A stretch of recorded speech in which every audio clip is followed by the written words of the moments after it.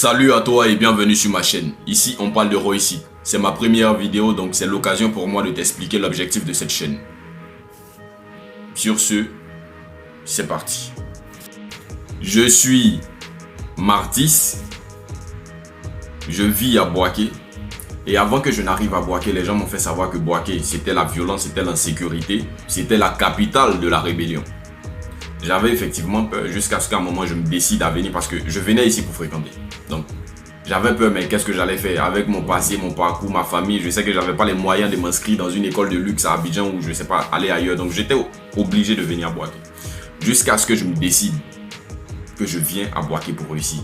Fréquenter ou pas, je viens réussir à Boaké. Je viens pas à Boaké seulement pour je viens construire ma vie à Boaké. Donc j'ai pris mon courage à deux mains, je suis venu. Et quand je suis venu, mes premiers contacts c'était des vieux peurs au quartier avec qui je parlais beaucoup. Et ces vieux peurs là m'ont fait savoir que Boaké, oui, Boaké c'est...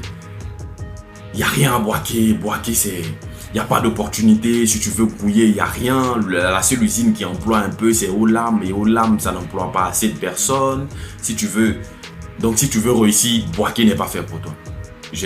On discutait, donc je leur ai fait savoir que je n'étais pas d'accord du tout avec leur opinion parce que je pense que c'est justement parce que Boaké est détruit, il n'y a rien à faire à Boaké, qu'on peut tirer son épingle du jeu. Donc ceux qui vont réussir à Boaké ne sont pas ceux qui vont se faire employer, mais ceux qui vont créer de l'emploi.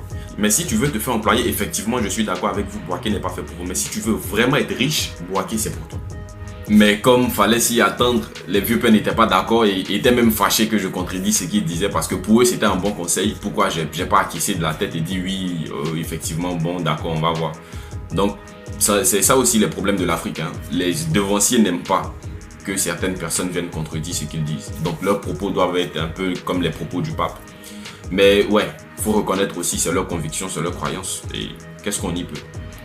Donc à travers cette chaîne, je voudrais montrer à tout le monde que Boaké, on peut réussir. Et si moi, je peux réussir ici, c'est que toi, jeune qui est à Korogo, à Abidjan, à Yamoussoukro, à Benkourou, à Daoukro, tu peux aussi réussir.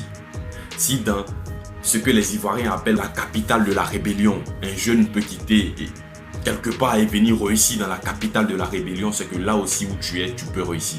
Donc je voudrais partager mon expérience parce qu'aujourd'hui, ça fait plus d'un an que je suis à Boaké.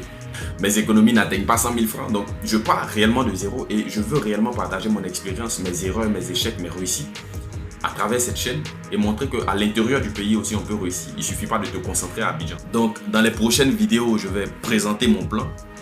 Quel est mon objectif, dans quoi je veux investir, comment je compte y arriver et quel temps je me donne pour atteindre cet objectif-là. Et effectivement, une nouvelle page se tourne, un nouveau chemin se trace.